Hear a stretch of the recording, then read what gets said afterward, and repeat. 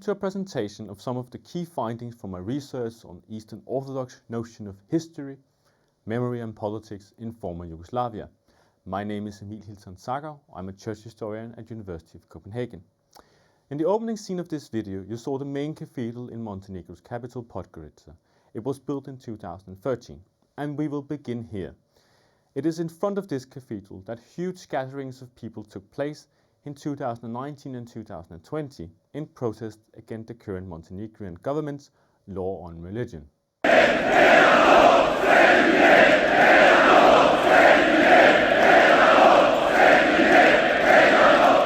government of Montenegro had passed a new controversial law on religion through parliament in late December 2019. The law was met with fierce opposition from the branch of the Serbian Orthodox Church in the country, because they saw the law as a tool for the government to claim historical sites, churches and monasteries. The confrontation between the church and government continued into the lockdown of the pandemic up until the general election in Montenegro in August 2020, an election that the government lost, partly due to the confrontation with the church.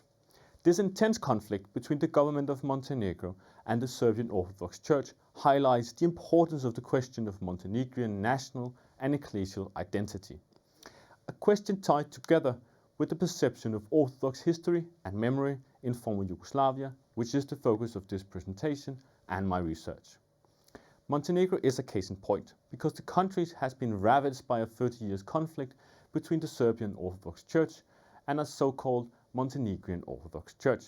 Both of these churches claims to be the true representative of the Montenegrin people, and they claim to be the true representative of the church. The struggle highlights the question of the state, of church and nation, which comes to the forefront in this struggle. In my research, I look closer into this question through analysis of cults, saints and sites in Montenegro. Through the analysis of these cults, the relationship between history, sites of memory, politics and national image of self in the churches is unpacked.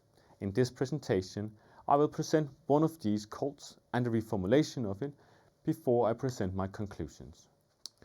Before we come to this, one of my key findings underlines the re-emergence of orthodoxy in Yugoslavia and Montenegro in particular.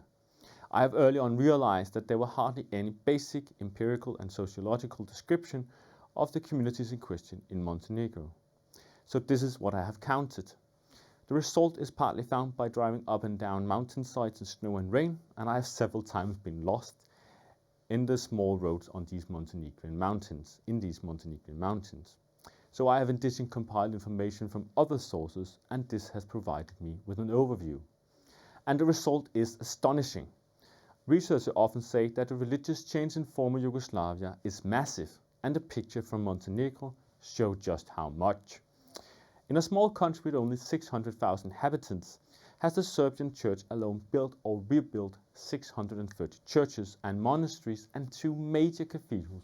One of them is shown on the slide. That is a church for every 10,000 inhabitants. A similar process in London would entail the building of at least 9,000 churches and 30 major cathedrals in the same span of time. The main example I will present here is related to the Serbian Orthodox Church reformulation and transformation of the cult of Njegos. Njegos, shown on the slide here, was a theocratical ruler of Montenegro in the 19th century. He was one and the last out of a long line of these rulers. Njegos left behind a political, cultural and religious heritage, among other expressed in his famous poems. Since his death has countless Serbs, Montenegrins and even the former communist authorities claimed this heritage and use it for promoting their own vision of history, their own version of Montenegro. Njegos is a political and religious symbol of the Southern Slavic struggle for freedom, and his poetic legacy, debatable and controversial as it might be, showed this struggle. Njegos became a bedrock of a romantic Southern Slavic image of self, which the Serbs, the Yugoslavs and the Montenegrins in turn has tried to turn into their own. He was buried in a small modest chapel at the top of Mount Lovchen, which is known as the Black Mountain. This particular place holds significant symbolic power.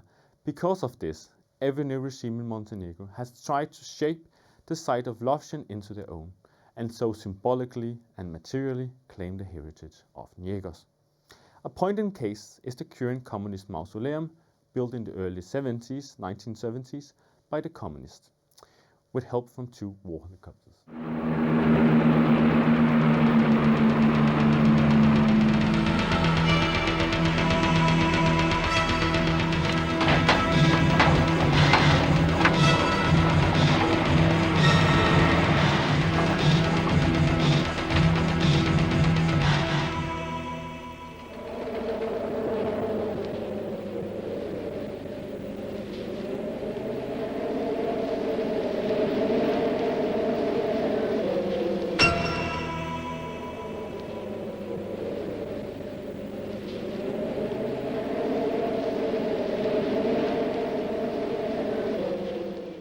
It is this location, this site, and the cult of Nikos I have studied.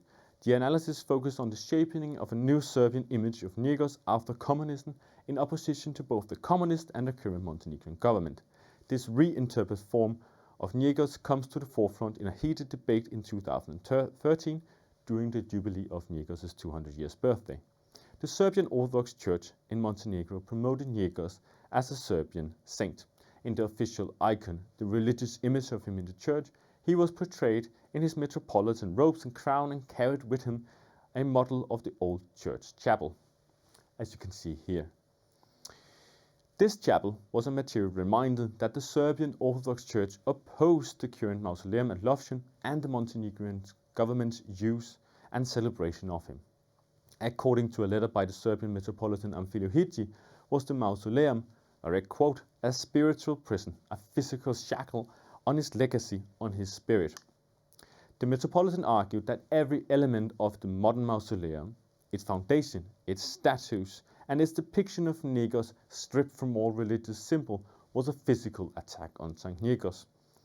The Montenegrin government, on the other hand, envisioned him more along a republican line, a statesman who paved the way for Montenegrin independence from Serbia and on the road towards European integration, an image in stark contrast to the Serbian Orthodox one.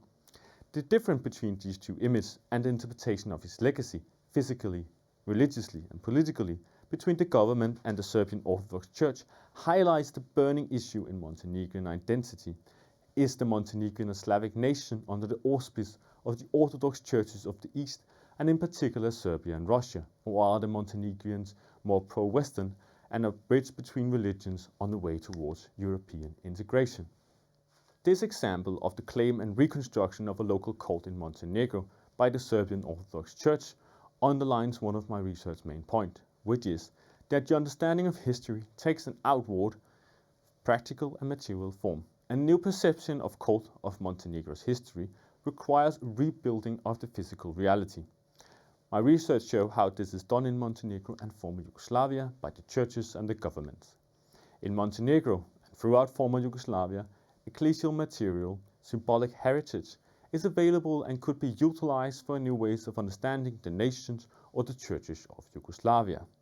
And the same process can be seen throughout Eastern Europe. Struggle like the ones in Montenegro can be found in North Macedonia and Ukraine, and is perhaps on the way in Belarus, and has certainly taken place in Greece and Bulgaria. In all of these places, the Orthodox churches are a central part of the national identity. Because many of these churches have we seen that the church have grown closer to the state and nation for many historical reasons, and so become state, church and people inseparable, or as a Montenegrin nationalist wrote, they become a holy trinity. A final and major part of my research is focused on the ideological or theological root for the different Orthodox view of the church, the state and the people. The relationship between these three are one of Eastern Orthodox theology's main theme. My research shows how Serbian theology of the 20th and 21st century develops from a radical monastic ideal born out of these Eastern Orthodox monasteries. In this view, the church needs to detach itself from the state and only relate itself towards the divine. In a Serbian context, this takes its form as the teaching of Theodulia of becoming God's servant. In this view, the Serbian home needs to become a perfect monastery, and the nation should be the servant of God. The church and nation becomes one, often referred to as Saint Savaism, which is based on the founder of the Serbian Orthodox Church, Saint Sava. A modern spokesperson of this is late Metropolitan Amfilohiji, whose writings I have unpacked, and he's shown here on the slide. Sadly, he has just passed away due to COVID-19, as well as the Serbian Patriarch. But Amfilohiji drawed on the concept of Theodulia when his church reconstructed cults in Montenegro. The reconstruction of cult places and icons are part of this becoming a Theodulia, becoming God's servant. The purpose is to be saved, and the building of churches are part of this process. The newly built churches and the cults are pathways towards salvation for the believers. They are stepping stones towards the unity of man and God.